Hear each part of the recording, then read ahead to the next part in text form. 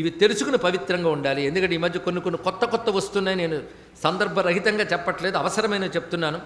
ముఖ్యంగా స్త్రీలు రజస్వలా దోషం ఏర్పడినప్పుడు ఆలయాలకు వెళ్ళవచ్చును కూడా చెప్పేస్తున్న ఆచార్యులు తయారైపోయిన దుష్టకాలంలో మనం ఉన్నాం, తెలుసుకోండి ఇక్కడ. ఎందుకంటే ఆ రోజుల్లో అయితే ఈ సౌకర్యాలు అంత లేవు గనక అలా దూరంగా పెట్టారండి. ఈ రోజుల్లో అన్నీ మారిపోయాయి కదా, పర్వాలేదు. ఆ రోజులు ఈ రోజులు అనేది శాస్త్రానికి వర్తించదు, ఇది ముందు తెలుసుకోవాలి. శాస్త్రం సనాతనం. ఆ రోజులు ఈ రోజులు ఏమిటండి? ఇక్కడ శరీరగతమైన దోషం ఏర్పడినప్పుడు సూక్ష్మ శరీరంలో ఎలా ఉంటుంది, దానికి సంబంధించి యజుర్వేద బ్రాహ్మణంలో మంత్రాలు ఉన్నాయి. వేద ప్రమాణం అని ఒప్పుకుంటే అది ఒప్పుకోవాలి కదా. మీరు దేవుణ్ణి ఒప్పుకుంటే దీన్నే ఒప్పుకోవాలి. దేవుడికి ఇవేవీ లేవండి, నువ్వెవడికి చెప్పడానికి?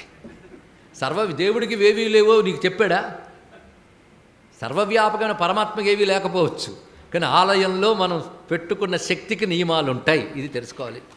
ఇవి లేకుండా ఇవన్నీ పాటించక్కర్లేదని చెప్పే గురువులు మనకు అక్కర్లేదు, ఇది ముందు తెలుసుకోండి ఇక్కడ. ఎందుకంటే కన్వీనియంట్ కోసం చెప్పేటువంటి వాళ్ళు ఈ రోజుల్లో అవేమీ లేదండి అనేవాళ్ళు ఉన్నారు. ఎవరు చెప్పాలండి ఈ రోజుల్లో లేదని చెప్పడానికి?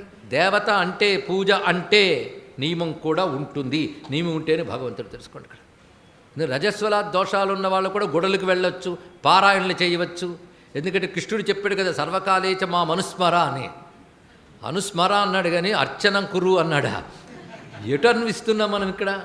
స్మరణ మనస్సుకి ఏమైనా లేదు, దేహానికి ఏర్పడుతుంది కనుక దాని నియమాలు దానికి ఉండవలసినదే. ఎవరైనా గుడికి వెళ్ళొచ్చు అని చెప్తే దాన్ని స్వీకరించవద్దు, ఇది శాస్త్ర విరుద్ధం. ఎందుకంటే ఆధ్యాత్మికంలో విప్లవాత్మక ధోరణులు చెల్లవు. ఎందుకంటే అవి శరీరాన్ని సమాజాలని చూసి చెప్పదు, జీవుణ్ణి చూసి చెప్తుంది, తెలుసుకోండి. జీవుడి సద్గతి కోసం సూక్ష్మ శరీర దర్శనంతో చెప్తుంది శాస్త్రం. ఆవేశపడి ఇవాళ నేను సామాజిక భాష్యం చెప్తాను, నా హృదయం చాలా విశాలమైనది అంటే హార్ట్ ఎన్లార్జ్మెంట్ అని డిసీజ్ అంటారు, తెలుసుకోండి. కనుక శాస్త్రం జాగ్రత్తగా తెలుసుకు మాట్లాడాలి. స్మరణ వేరు, జపం వేరు, సాధన వేరు, అర్చన వేరు, వీటన్నిటికీ నియమాలు ఉంటాయి.